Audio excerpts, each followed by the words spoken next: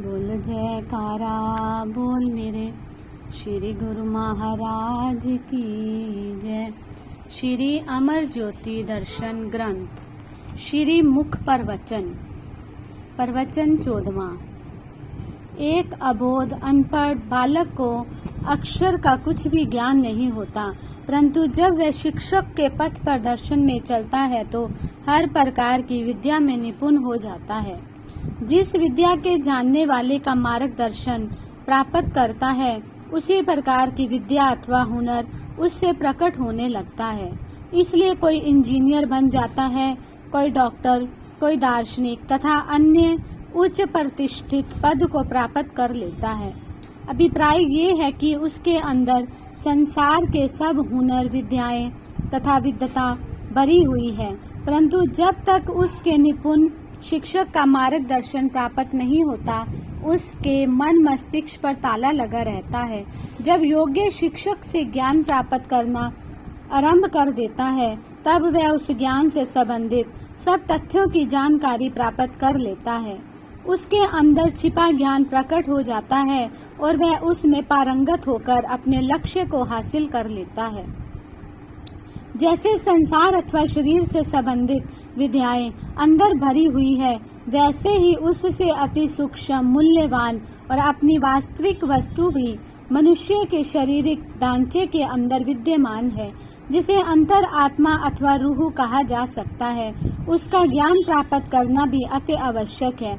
आत्मिक ज्ञान की जानकारी प्राप्त करने के लिए जीव को आध्यात्मिक गुरु की परम आवश्यकता है।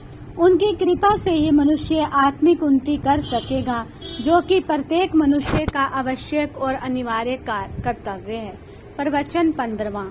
महापुरुषों की वाणियों से ही इस बात का ज्ञान होता है कि वस्तुतः सच्चा सुख कहाँ है और कैसे मिल सकता है। फरमान है, गुरु की सेवा सदा सुख पाए, सत संगति मिली हरि गुण गाए।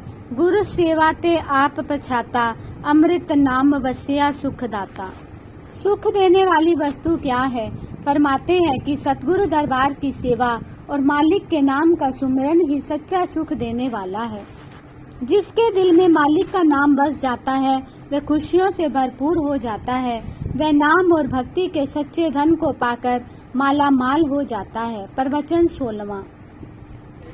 डॉक्टर की पढ़ाई करने वाला व्यक्ति डिग्री प्राप्त करके पूर्ण एवं दक्ष डॉक्टर बन जाता है। डॉक्टरी का प्रमाण पत्र प्राप्त हो जाने पर उसका वह दायित्व हो जाता है कि यहाँ तक संभव हो रोगी को रोग मुक्त कर उसे वास्तविक अर्थों में स्वस्थ बनाने का प्रयत्न करे। दूसरी ओर रोगी भी डॉक्टर के पास चलकर जाता है तो केवल इसी आशा को लेकर और इसी प्रयोजन से कि वह डॉक्टर की देखरेख में रहकर और उसके आदेशानुसार औषधि का प्रयोग करके तथा पथ्य से रहकर पूरी तरह निरोग एवं स्वस्थ हो जाएगा। कोई भी रोगी ये नहीं चाहता कि डॉक्टर के पास जाने के उपरांत भी उसका रोग दूर ना हो अथवा उसे स्वास्थ्य लाभ ना हो, क्योंकि वह डॉक्टर के पास जाता ही इसलिए है कि ताकि वह स्वस्थ हो सके। यहाँ चिकित्सक योग्य और पूर्ण हो और रोगी भी चिकित्सक के आदेशानुसार औषधि का सेवन करे और अवश्य पथ्य का भी ध्यान रखे कि कोई कारण नहीं कि उसका रोग पूरी तरह नष्ट ना हो और वह पूरी तरह स्वस्थ ना हो। हाँ, ये बात अलग है कि डॉक्टर के पास जाने और उसका नुस्खा प्राप्त करने के उपरांत भी कोई रोगी औषधि का प्रयोग सम्यक रीति से ना करे अथवा पथ्य से ना रहे। ऐसी स्थिति से उसे निरोगता कदापि प्राप्त नहीं हो सकेगी। भला जो रोगी औषधि का सेवन भी नहीं करता, पथ्य से भी नहीं रहता तथा डॉक्टर भी अन्य आदेशों पर आचरण नहीं करता, तो वह निरोगी अथवा स्वस्थ होने की आशा कैसे रख सकता है? यही सिद्धांत आध्यात्मिक सृष्टि में भी चरितार्थ होता है। सत्पुरुष संत जन आध्यात्मिक चिकित्सा की भांति होते हैं। वे संसार में मात्र इसी उद्देश्य को लेकर आते हैं कि संसारी जीवों को आध्यात्मिक रोगों का समूल नाश करके उन्हें आध्यात्मिक दृष्टि से निरोग एवं स्वस्थ बनाए। जो सौभाग्यशाली गुरुमुख उनकी शरण संगति प्राप्त कर लेते हैं, उनके आदेशों पर आचरण करते हैं और उनके बतलाए हुए नियम के अनुसार औषधि का सेवन करते हैं और पथ्य से रहते हैं, वे निसंदेह आध्यात्मिक स्वास्थ्य अर्थात शाश्वत आत्मिक सुख आनंद को प्राप्त कर लेते हैं। उन्हें नित्य सुख एवं आनंद की प्राप्ति होती है। प्रवचन 17वां।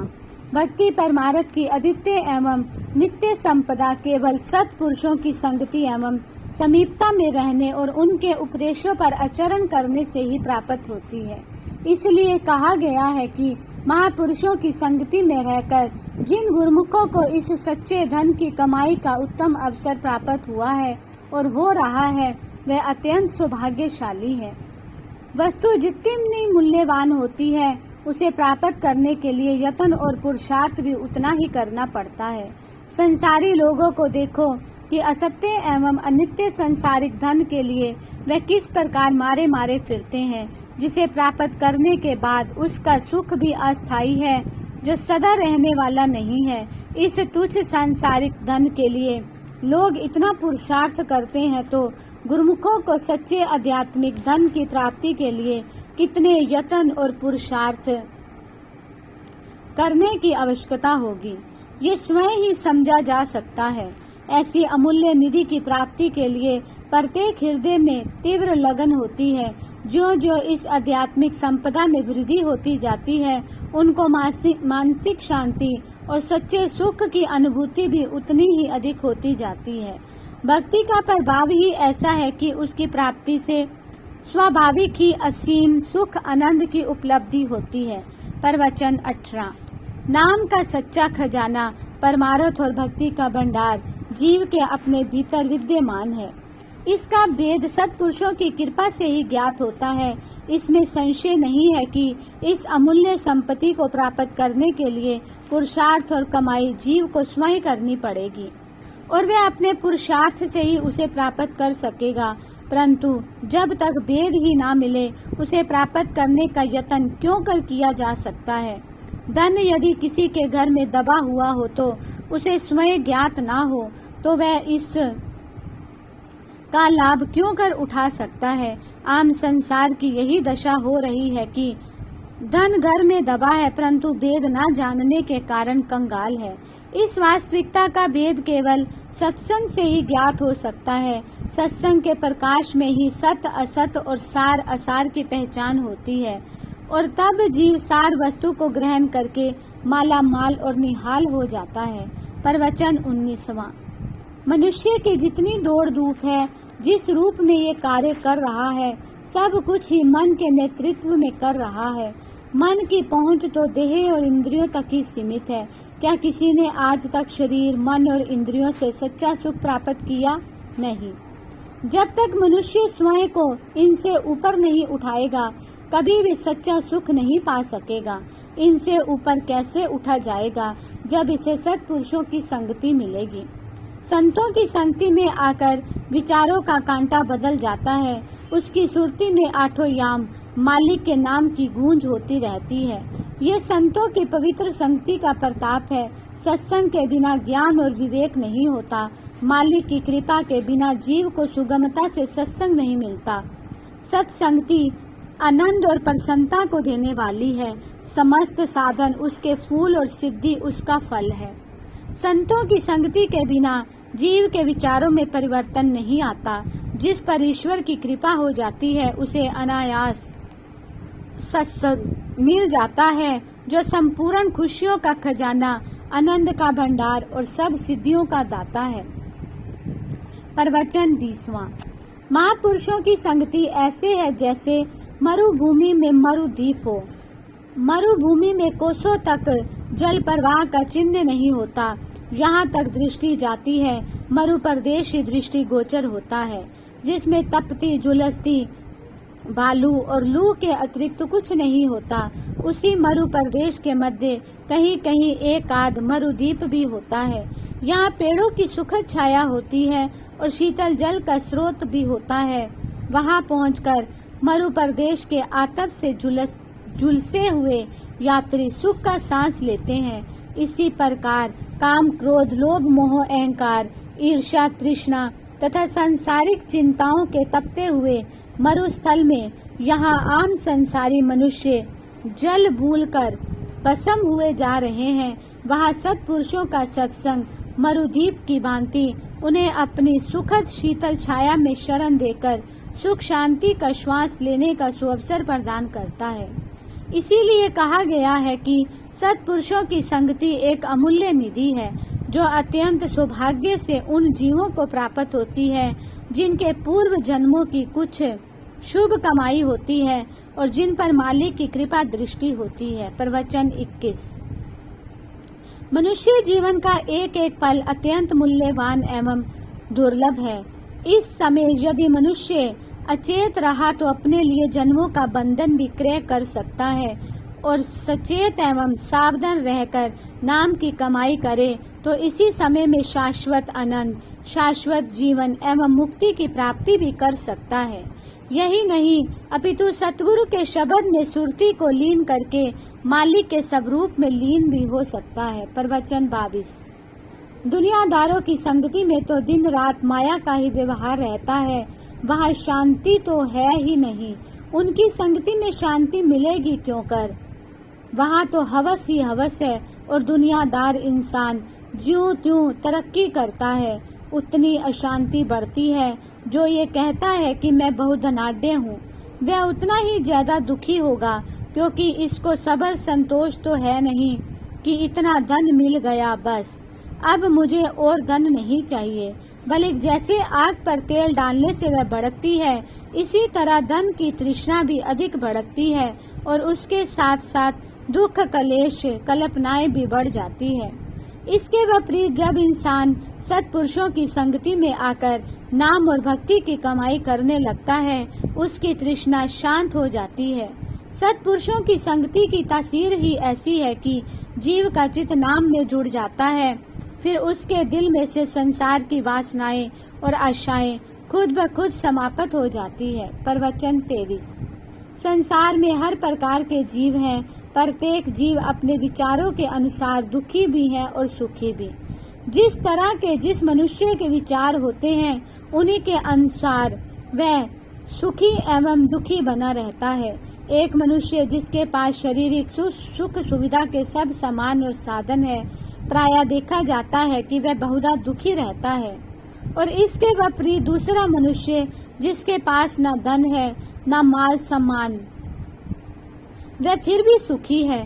इसका क्या कारण है? प्रकृति का ये नियम है कि मानव की सुरती जिन पदार्थों के साथ जुड़ी होगी, उसी का प्रभाव अंदर ग्रहण करेगी। वह प्रभाव अपना फल दिखाए बिना नहीं रहेगा। जिस तरह विद्युत घर से तार आ रहा है, यदि उसका संबंध हीटर से जोड़ दिया जाए तो सारा कमरा गर्म हो जाता है, और यदि उसे कूलर से जोड़ दिया जाए तो वही कमरा ठंडा हो जाएगा। तार तो वही एक ही है, विद्युत धारा भी एक है, परंतु प्रभाव अलग अलग है। इसी प्रकार सुरती का लगाव यदि असत पदार्थों से है तो मनुष्य दुखी रहता है, और यदि सुरती सत वस्तु सच्चे नाम में रम जाए तो वही मानव सुखी बन जाता है। सत्पुरुष जीव की सुरती को सच्चे नाम में जोड़ने की युक्ति बतलाकर उसे आनंद में बनाते हैं। प्रवचन 24। यदि सर्वसाधारण की स्थिति का अवलोकन किया जाए तो ज्ञात होता है कि अधिकतर संसारी व्यक्ति मन के चंगुल में फंसे हुए हैं। एक और तो ये मन और माया है जो जीवात्मा को धोखे के जाल में फंसाकर अपने अधीन करना चाहते हैं। दूसरी ओर संत महापुरुष हैं जो आम संसारी जीवों को इस धोखे से बचाते हैं। सौभाग्यशाली है वह जीव जो महापुरुषों की शुभ संगति की परिधि में रहकर और उनके आदेशों पर आचरण कर जीवन के वास्तविक उद्देश्य को जान लेते हैं और मन माया के धोखे से बच जाते हैं। महापुरुषों की संगति में जीव को बार बार ये शिक्षा दी जाती है कि इस धोखे का शिकार ना हो और अपने वास्तविक उद्देश्य से कभी अचेत ना हो।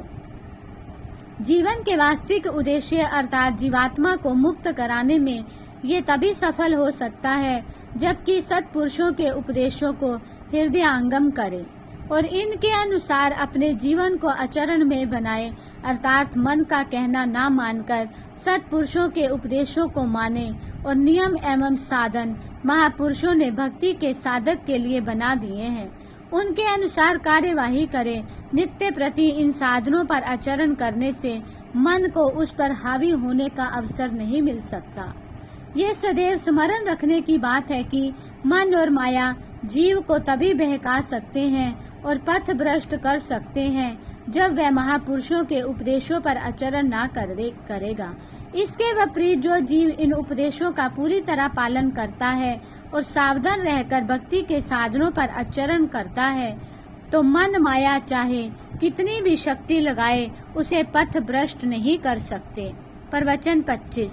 संसार में किसी को कोई भय लगा ही रहता है। संसार की जितनी भी वस्तुएं हैं सब हाथ से निकल जाने वाली हैं। यहाँ कोई भी चीज कायम रहने वाली नहीं है। इसलिए जीव को सदैव इनके बिछुड़े जाने का भय रहता है। अपने शरीर का भी भय है कि इसे काल छीन लेगा। परिवार में मोह है, उसके भी बिछोड़ने का डर लगा रहता है। कुदरत की रचना ही ऐसी है कि एक आएगा और एक जाएगा। इसी कारण सब चीजों की जुदाई का खौफ बना ही रहता है। कौन सी चीज है संसार में जो नष्ट होने वाली नहीं है? सभी कुछ तो नष्ट हो जाने वाला है, मगर कायम दायम रहने वाली कोई चीज तो है जिसके नष्ट होने का भी भय नहीं। वह केवल मालिक का सच्चा नाम है, जिसको हृदय में बसा लेने से जीव निर्भय हो जाता है। जिसके दिल में इस अमर चीज का वास हो जाता है वह खुद भी अमर हो जाता है। महापुरुष फरमाते हैं कि उस चीज को अंदर बसा जिसके बिछुड़ने का भय ना रहे। वास्तव में इंसान की जिंदगी का मकसद भी यही है। बोलो जयकारा, बोल मेरे श्री गुरु महाराज की जय।